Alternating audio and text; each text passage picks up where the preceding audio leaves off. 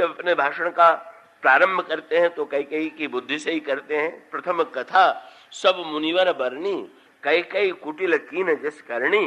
भाषण गुरु वशिष्ठ का जब प्रारंभ होता है तो उसकी भूमिका में कैकेयी की आलोचना सबसे पहले होती है। श्री भरत आलोचना करते ही हैं। अयोध्या के नागरिक तो पापिनी शब्द से श्री कैकेयी जी का स्मरण करते हैं, यही पापिनी बूझ का परे। और समाज में जो सबसे नीचे कहे जा सकते थे, जिन्हें प्रभु ने इतना बड़ा बना दिया, उन निषाद राज के मन में तो कैकेयी जी के प्रति इतना आक्रोश था कि जब उन्होंने शिंशुपा वृक्ष के नीचे प्रभु को कुशैया पर सोए हुए देखा तो आंखों में आंसू भर करके लक्ष्मण जी से यही कहा, कैकेयी नंदिनी मंद मति कठिन कुटिलपन कीन, जेहि रघुनंदन जानकी सुख अवसर दुख दीन। कैकेयी नंदिनी कितनी मंद बुद्धि की है कि इसने श्री राम को सुख के अवसर पर दुख दे दिया। और भगवान राम ने तो ये कह दिया कि मेरी माँ कैकेयी को, जननी कैकेयी को जो दोष देते हैं जड़ है। और इसका अभिप्राय हुआ कि गुरु वशिष्ठ भी जड़, श्री भरत भी जड़, का अयोध्या के नागरिक भी जड़, तो चेतन तो एकमात्र प्रभु को छोड़ करके और कोई वहां दिखाई नहीं दे रहा, क्योंकि प्रशंसा करने में तो बिल्कुल अकेले हैं। भगवान श्री राम ने कहा कि भरत, जब मैं कहता हूं कि निंदा करने वाले जड़ हैं तो मैं इस अर्थ में नहीं करता निंदा के अर्थ में। क्यों? उन्होंने कहा जड़ता भी दो प्रकार की होती है। एक अज्ञान जन्य विवेक शून्य व्यक्ति जो है वो भी जड़ है, और एक जड़ता होती है प्रेमियों के जीवन में। एक व्यक्ति बुद्धिहीन है और प्रेमी के जीवन में अंत प्रेमी के पास प्रेमी बुद्धिमान होते हुए भी जब प्रेम का प्रवाह उसके अंतःकरण में उदित होता है तो वो बुद्धि को एक ओर रख देता है। श्री भगवान श्री राघवेंद्र ने कहा एक स्नेह जन्य जड़ता है और दूसरी अज्ञान जन्य जड़ता। रामायण में भी ये शब्द इस अर्थ में हुआ है। सोई का एक वाक्य कहा गया रामायण में, सोई स्नेह जड़ता बस कहो। भगवान श्री राम ने कहा भरत, जब मैं कैकेयी जी मां कैकेयी की प्रशंसा करता हूं और तुम कहते हो कि आपका ये शील बोल रहा है, तो मैं भी यही कहूंगा कि जब तुम मां कैकेयी की निंदा करते हो तो तुम्हारा विवेक नहीं बोलता है, तुम्हारा स्नेह बोलता। क्या? बोले तुम मुझसे इतना अधिक स्नेह करते हो, इतना प्यार करते हो कि तुम्हारे मन में ये कल्पना ही ऐसा ही है, और उस कल्पना से कि मां कैकेयी ने मुझे कष्ट दे दिया, उस पीड़ा से व्याकुल होकर के तुम आलोचना करते हो। मैं जो कह रहा हूं तुम गहराई से विचार करके देखो तो तुम्हें ऐसा प्रतीत होगा कि यदि मेरा शील बोल रहा है तो तुम्हारा स्नेह बोल रहा है। इसलिए इस संदर्भ में सत्य की बात शायद तुम्हें मुझ में नहीं दिखाई दे रही है और मुझे तुम में नहीं दिखाई दे रही। पर अब इस दृष्टि से विचार करके देखें कि श्री राम के वनगमन को हम किस दृष्टि से देखें और उससे क्या प्रेरणा प्राप्त करें। जब हम का वनगमन के पीछे कैकेयी जी को देखते हैं तो कैकेयी जी को देखने का अभिप्राय क्या है, और जब वनगमन के पीछे भगवान राम की दृष्टि से विचार करते हैं तो भगवान राम की दृष्टि क्या है, इन दोनों दृष्टियों की ओर मैं आपका ध्यान आकृष्ट करना चाहूंगा। घटना पर क्रम पर दृष्टि डालें।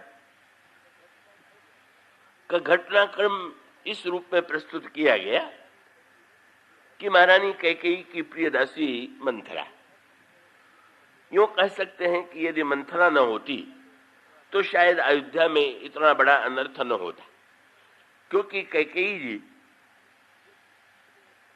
यदि किसी से प्रभावित हुई और सारे अनर्थ के मूल में यदि कोई प्रेरक है तो मंथरा ही जब अयोध्या में जाकर के ये पूछती है कि ये नगर क्यों सजाया जा रहा है, और मंथरा को सूचना दी गई कि कल श्री राम को युवराज पद पर अभिषिक्त किया जाएगा,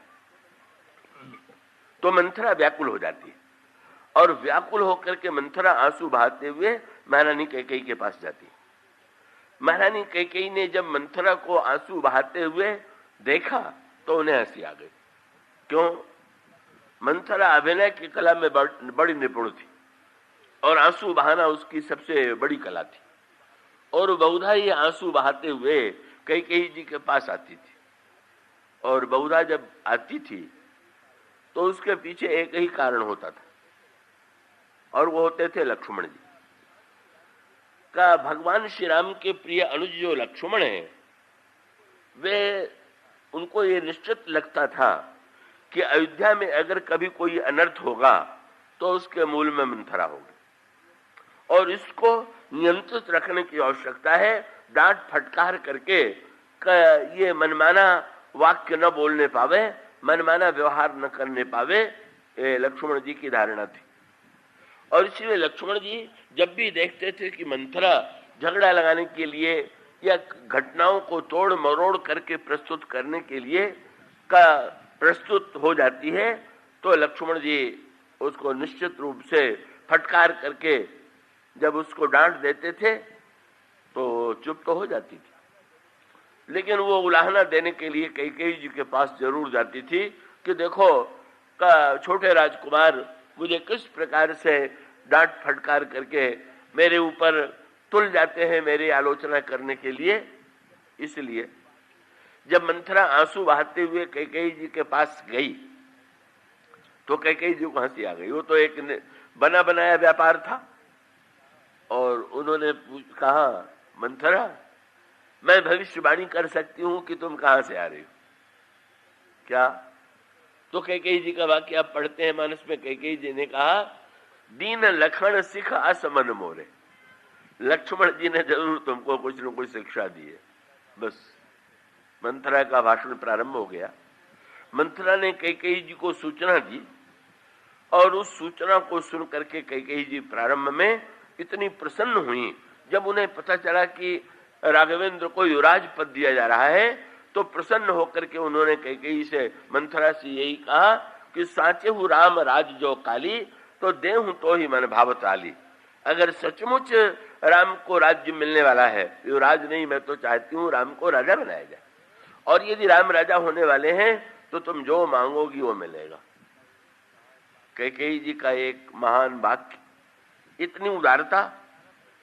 कैकेयी जी ने प्रारंभ में मंथरा को फटकारा, और यहां तक मंथरा से बिगड़ करके कह दिया कि आगे तुमने ऐसी कोई बात कही तो धरी जीभ कढ़ाऊं तोरी, तो मैं तुम्हारी जीभ कटवाए बिना नहीं रहूंगी।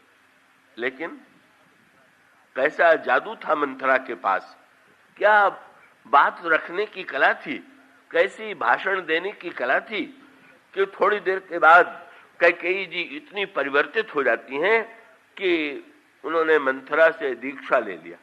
गोस्वामी जी ने कहा, जब महाराज दशरथ कैकेयी को मनाने आए तो कैकेयी बोली नहीं रही। जब कैकेयी नहीं बोल रही तो कुछ दिन तुलसीदास जी से पूछा कि कैकेयी बोल क्यों नहीं रही, तो उन्होंने कहा, ये तंत्र में वाम मार्ग की जो साधना है उसमें एक साधना होती है शव साधना, जहां पर साधक जो है स्मशान में का मंत्र का जप करते हुए शव को जीवित करने की चेष्टा करता है। उसको स्मशान की साधना करते हैं। और उस साधना के अनेक नियमों में से एक नियम यह है कि बिल्कुल उसे बोलना नहीं चाहिए। तो गोस्वामी जी ने कहा कि कई इस तरह नहीं बोल रही हैं कि जागत मनहु मसान, वो तो मसान जगा रही, पर अंतर यही है कि अन्यत्र मसान में शव को जीवित किया जाता है, और यहाँ जीवित दशरथ को शव बनाने पर तुली हुई है। का विचित्र साधना है कैकेयी जी की। और उसमें भी पूछा गया कि जब कोई साधना करता है तो दीक्षा लेता है, तो कैकेयी जी ने जो ये साधना की इसमें उनकी गुरु कौन है, दीक्षा उन्होंने किससे ली?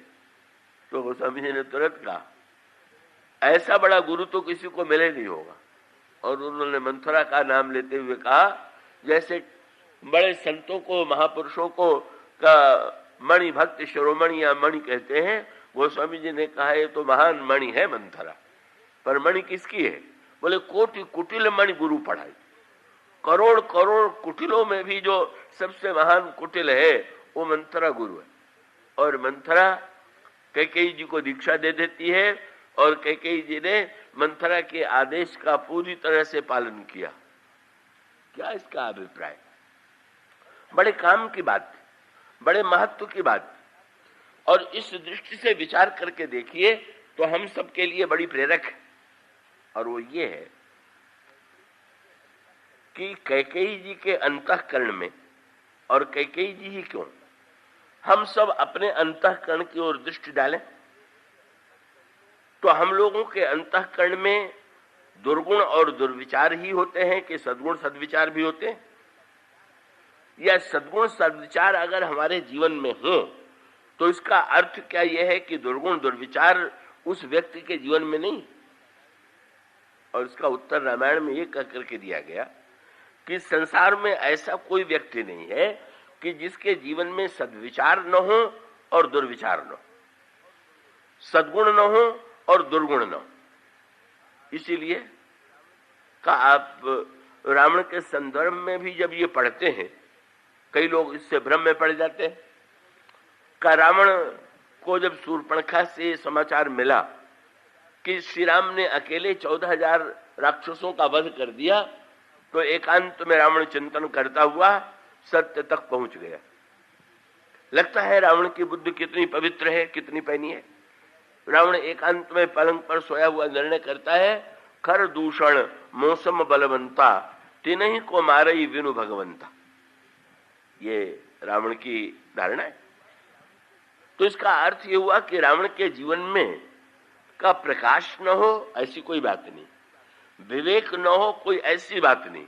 और इतना ही नहीं, आपने पढ़ा होगा जब रावण ने श्री सीता जी को प्रारंभ में डराने की चेष्टा किया और श्री सीता जी ने रावण को फटकारा, तो यह वर्णन आता है कि मनमह चरण बंदी सुख माना। रावण ने मन ही मन सीता जी को प्रणाम किया।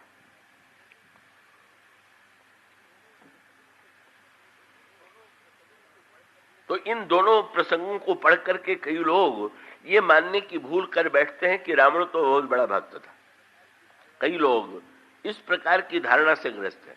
देखिए, किसी अच्छे विचार का क्षणिक उदय जो है का वो व्यक्ति की श्रेष्ठता का वास्तविक प्रमाण नहीं है। गोस्वामी जी ने कई संदर्भों में का जब भगवान श्री राघवेंद्र कुंभकर्ण का वध करते हैं तो आप कुंभकर्ण के चरित्र पर विचार करके देखिए। कई लोगों को लगता है कि कुंभकर्ण का चरित्र तो बड़ा महान चरित्र है, कई लोगों को लगता है कि रावण का चरित्र बड़ा महान चरित्र है, पर गहराई से वे दृष्टि नहीं डालते। और इसका अभिप्राय यह है कि कुंभकर्ण में भी सद्विचार दिखाई देता है। का जब रावण कुंभकर्ण को जगाता है और जब ये बताता है कि मैंने सीता जी का हरण किया है, तो इसे सुनकर के कुंभकर्ण रावण की निंदा करता है और यहां तक कहता है कि जगदम्बा हरि आने के सठ चाहसी कल्याण। अब जब कोई इस वाक्य को पढ़ता है तो कुंभकर्ण के इस वाक्य से प्रभावित हुए बिना नहीं रहता। उसे लगता है कि कुंभकर्ण के विचार तो बड़े ही ऊंचे थे, पर गोस्वामी जी ने और भी मीठा व्यंग्य किया। उसको सूक्ष्मता से आप पढ़िए। गोस्वामी जी क्या बताना चाहते हैं? रावण जो है उपदेश रावण को देते देते नेत्र मूंद लिया और ऐसा लगा कि कुंभकर्ण ध्यान में डूब गया। गोस्वामी जी ने लिखा, राम रूप गुण सुमिरत मगन भयउ क्षण एक। श्री राम के रूप और गुण का स्मरण करके मगन हो गया। पर तुलसीदास जी के शब्द जो होते हैं वो बड़े सांकेतिक, और वो शब्द क्या है? मगन भयउ क्षण एक। बस ये एक क्षण के लिए वैराग्य का उदय हो जाना, एक क्षण के लिए ज्ञान का उदय हो जाना, एक क्षण के लिए भक्ति का उदय हो जाना, ये वस्तुतः क्षणिक वैराग्य का। जब लोग किसी का शव को फूकने के लिए स्मशान में जाते हैं तो एक क्षण के लिए किसके अंतःकरण में वैराग्य उत्पन्न नहीं हो जाता है कि संसार तो नासमान है, शरीर तो नासमान है। तो क्या स्मशान में जिन लोगों के अंतःकरण में वैराग्य दिखाई दे रहा है, या जो वैराग्य की भाषा में बोल रहे हैं, सब लोगों को महान वैराग्यवान मान के दंडवत किया जाए कि ये लोग बड़े वैराग्यवान? नहीं भाई, वैराग्य का महत्व वैराग्य के होने में ही नहीं है, वो कितने क्षण तक टिकता है, महत्व तो इसका का एक बड़ा सुंदर दृष्टांत दिया गया। वर्षा में कितना पानी बरस रहा है उसका महत्व तो नहीं है गर्मी में कितना टिकता है। किसी ने कहा कि आजकल तो उनमें भक्ति का बड़ा प्रवाह चल रहा है, तो भक्त ने तुरंत यही कहा कि भक्ति भाव भादव नदी सबई चली गहराई, सरिता वह सराहिए जो जेठ मास ठहराए। बरसात में परीक्षा नहीं होगी, परीक्षा जेठ में होगी। बरसात में तो सड़कों पर भी नदी बहती हुई दिखाई देती। और उसका अभिप्राय ये है, कुंभकर्ण आदर्श चरित्र नहीं है, रावण हमारा आदर्श चरित्र नहीं है। किसी के मुंह से बढ़िया बात निकल जाना या क्षण भर के लिए, चाहे वो ज्ञान की बात हो, चाहे वैराग्य की हो, चाहे भक्ति की हो, ये क्षणिक जो टिकने वाली। और इसीलिए गोस्वामी जी ने व्यंग्य किया। क्या देखिए ना, रावण को विभीषण जी ने समझाने की चेष्टा किया और बड़ा आदर दे करके चरणों को पकड़ करके ये कहा कि मैं आपसे यही प्रार्थना करता हूं कि सीता देहु राम कह अहितन होई तुम्हार। आप श्री राम को सीता जी लौटा दीजिए जिससे आपका अहित न हो। इतना आदर दिया। और रावण ने इसके बदले में विभीषण की छाती में चरण प्रहार किया और चरण प्रहार करके विभीषण जी से कहा, सठ मिल जाई तिनहु कहु नीति। दुष्ट, मेरे नगर में रह करके तू शत्रु से प्रेम करता है, जा निकल जा। अपनी नीति तो जा करके उस तपस्वी को सुना। और विभीषण ने, कुंभकर्ण ने रावण को सीधे दुष्ट कहा। जगदम्बा हरि आने कहे सठ चाहस कल्याण, दुष्ट कह करके भाषण दिया, निंदा किया। पर रावण जो था, बिल्कुल रावण ने लात मारना तो दूर रहा, एक वाक्य भी कुंभकर्ण से नहीं कहा कि तुम मुझे दुष्ट कह रहे हो, तुम छोटे भाई होकर के मेरा अपमान कर रहे हो। क्यों? रावण कुंभकर्ण के नस नस से परिचित था, वो दोनों एक दूसरे को पहचानते थे। विभीषण जी ने जब अन्याय का विरोध किया तो रावण समझ गया कि ये तो मन वचन कर्म से विरोध कर रहे हैं और ये व्यक्ति अब जाएगा जरूर राम के पक्ष में। पर जब कुंभकर्ण ने भाषण दिया तो रावण ने सोच लिया, ये भाषण चाहे जितना दे पर लड़ेगा मेरी ओर से ही। कहीं ये लड़ेगा बुराई की ओर से, अच्छाई की भाषण में प्रशंसा करेगा, पर ये मेरा साथ छोड़ने वाला नहीं। तो एक बड़ी मनोवैज्ञानिक बात यह है कि जो धारणा हमारे आपके मन में अच्छी आती है, अगर वो क्षणिक है तो उसको क्षणिक न रहने दीजिए, उसको स्थिर बनाने की चेष्टा कीजिए। पर गोस्वामी जी ने व्यंग करते हुए कहा कि जो ही रावण ने देखा कि कुंभकर्ण नेत्र मूंद करके ध्यान में डूब गया है, तो तुरंत उसने रावण मांगे कोटि घट मद अरु महिष अनेक, भैंसे मंगाए, शराब के घड़े मंगाए, भैंसे को खा लिया, सुरा को पी लिया और सारा भाषण भूल गया। अब बोले महिष खाई करी मदिरा पाना, गर्जा बजरा घास समाना, महाराज रावण की जय हो। रावण समझ गया कि अंत में राम की प्रशंसा करने के बाद जय तो और मेरी ही बोल रहा है, लड़ेगा तो मेरी ओर से ही। बस ये जो व्यक्ति है इसमें हर प्रकार के विचार विद्यमान है। कोई व्यक्ति ऐसा हो ही नहीं सकता है कि जिसमें अच्छे विचार न हो, सद्गुण न हो, विशेषता न हो। और इसीलिए रामायण में विभीषण का ही वाक्य था जो उन्होंने रावण से कहा था, क्या कि सुमति कुमति सबके उर रही, नाथ पुराण निगम अस कहीं। प्रत्येक व्यक्ति में सुमति है और प्रत्येक व्यक्ति में कुमति, यही सत्य जो है। कैकेयी जी के चरित्र से भी हम लोगों को मानो सिखाया गया और सावधान किया गया, और वो ये है कि कैकेयी जी में सद्गुण या उदारता का जो पहला एक रूप मंथरा के सामने दिखाई देता है, का वही कैकेयी इतनी बदल कैसे जाती, उनमें इतना अंतर कैसे आ जाता है। और इसके लिए गोस्वामी जी ने एक बहुत सुंदर दृष्टांत दिया। वो दृष्टांत भी हम आप नित्य अनुभव करते हैं। वर्षा ऋतु में आप देखिए तो अनगिनत कीड़े मकोड़े आपको भूमि में दिखाई देंगे, और गर्मी की ऋतु में देखिए तो वो कीड़े मकोड़े और वो मेढक कुछ नहीं दिखाई दे रहा। लेकिन अगर गर्मी के ऋतु में कीड़े मकोड़े या मेढक न दिखाई दे तो ये सोच करके प्रसन्न नहीं हो जाना चाहिए कि कीड़े मकोड़े मेढक नहीं है, बल्कि इस सत्य को समझना चाहिए कि प्रकृति की प्रतिकूलता में वो कहीं छिप गए हैं, और जब वर्षा होगी तो फिर ये भीतर से बाहर आ जाएंगे। का ठीक गोस्वामी जी ने संकेत ये दिया। वर्षा ऋतु का दृष्टांत तो इसको यूं कह लीजिए, हमारे आपके जीवन का भी सत्य है। क्या? सद्विचार और दुर्विचार दोनों के ही बीज हम सबके अंतःकरण में विद्यमान है। सद्गुण और दुर्गुण दोनों के ही बीज विद्यमान है। कीट मकोड़े विद्यमान हैं, अच्छे भाव विद्यमान है। अब जब वर्षा होगी तो अब जी अंतःकरण में वर्षा कौन सी है? जब सत्संग के जल की वर्षा होगी तो आपके और हमारे जीवन के जो सुंदर विचार हैं वो अंकुरित होंगे, फूटेंगे और बढ़ेंगे। और जब हमारे जीवन में दुर्विचार के कुसंग के जल की वर्षा होगी, इसका कुसंग के जल की वर्षा होगी, तो हमारे अंतःकरण में जो विचार बुरे रूप में विद्यमान हैं वो प्रकट होंगे। और इसका अभिप्राय यह है, हमें सावधान रहना है। हम ये सोच करके निश्चिंत न हो जाएं कि हमारे अंतःकरण में बुरे विचार विद्यमान नहीं, बल्कि सावधान ये रहें कि ऐसे लोगों का संग न करें जो हमारे बुरे विचारों को प्रोत्साहित करें, हमारे बुरे विचारों को अंकुरित करें। अपितु ऐसे लोगों के साथ हम उठें, बैठें, उनकी बातें सुने जिनके द्वारा हमारे अंतःकरण में जो सद्विचार के संस्कार हैं उजागृत। कैकेयी जी का व्यक्तित्व क्या है? कैकेयी जी के अंतःकरण में एक बीज और संस्कार वो थे जो उनके पिता के घर में उनके अंतःकरण में डाले गए थे, और दूसरा बीज उनके अंतःकरण में वो था जो अयोध्या में जाकर के दिखाई देता।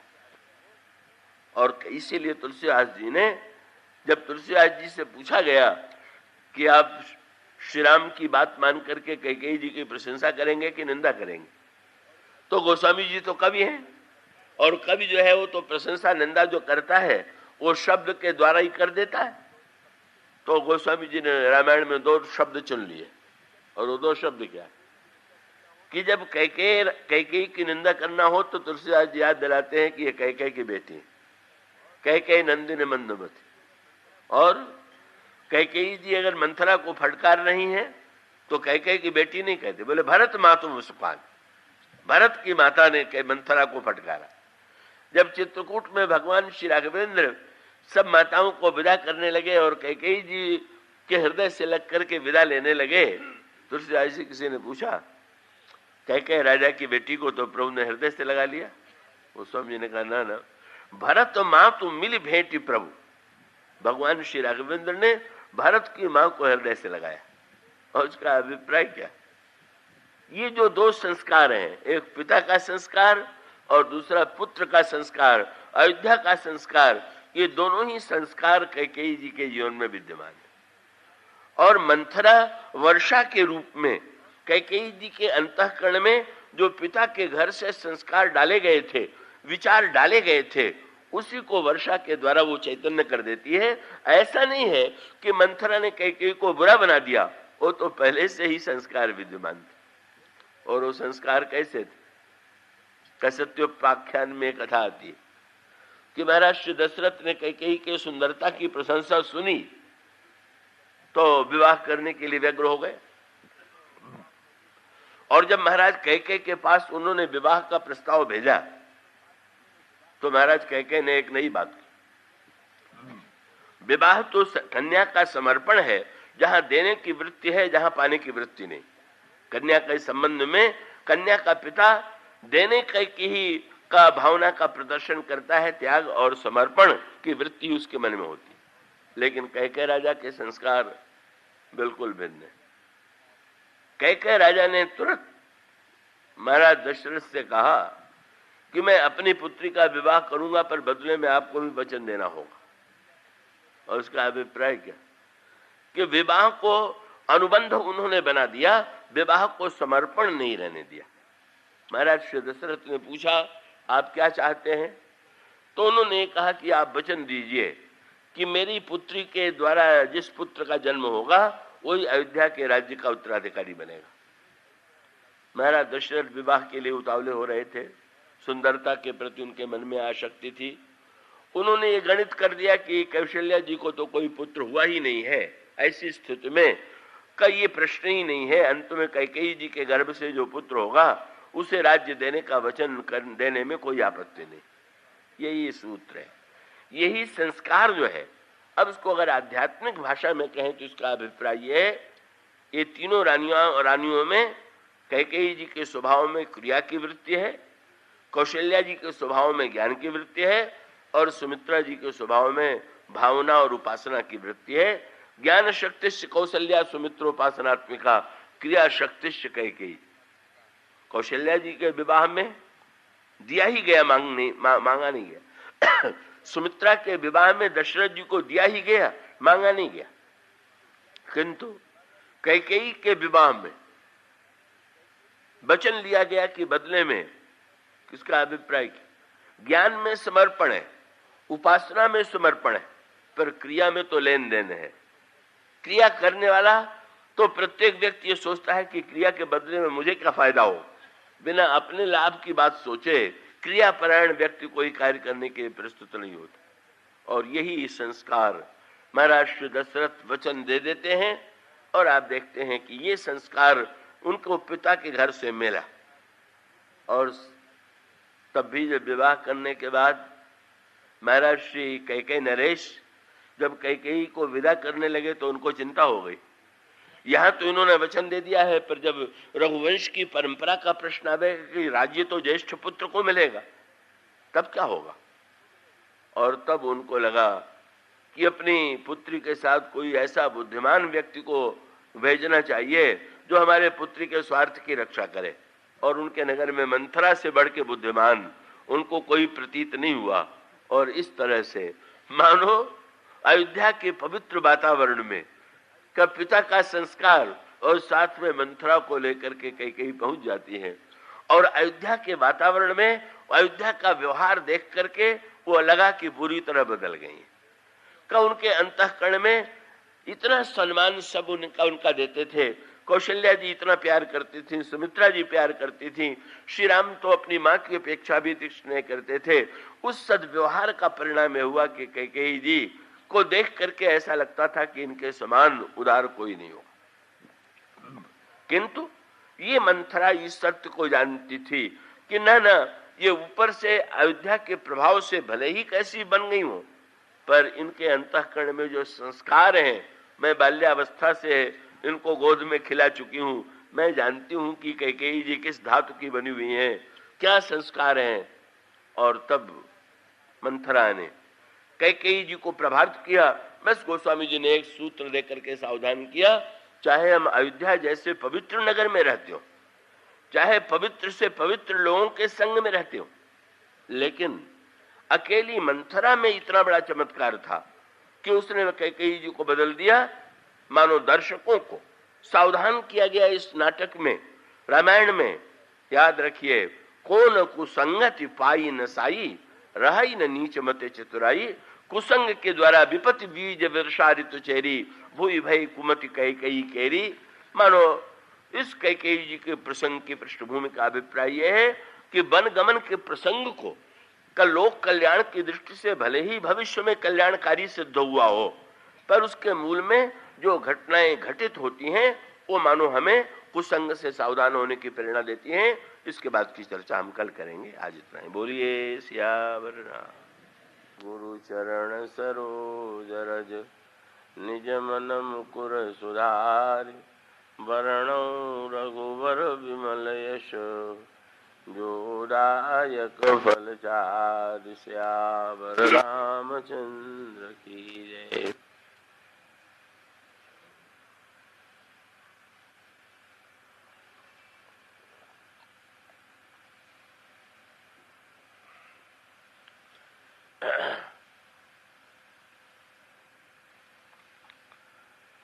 मुनिगण मिलन विशेष बन, सबहि भांति हित मोर। तिन तेहि मह पितुआय सुबहुरी, सम्मत जननी तोर। भरत प्राण प्रिय पावई राजू, विधि सब विधि मुहि सन्मुख आजू। जौन जाम बन ऐसे मुखाजा, प्रथम गनीय मुहि मूढ़ समाजा। से वहीं अरंडु कल्प तरु त्यागी, परिहरि अमिय लेहि विष मांगी, त्यों न पाई अस समय चुकाही, देखु विचारि मातु मन माही। श्री राम कथा रस के पिपासु महानुभाव, भक्तिमती देवियों, भगवान श्री राम के वनगमन का जो प्रसंग पिछले दिनों 3 दिनों से चलता रहा है, आइए आज भी हम उस प्रसंग पर एक दृष्टि डालने की चेष्टा करें।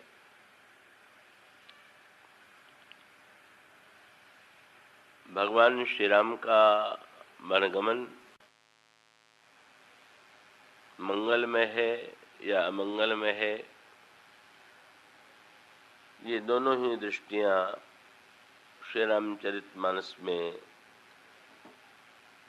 पढ़ने और देखने को मिलती, और दोनों ही दृष्टियों का बड़ा महत्व है। कल जो सूत्र आपके सामने प्रस्तुत किया गया था, उस संदर्भ का तात्पर्य ये है, जब भगवान श्री राम वन गमन की घटना को कल्याणकारी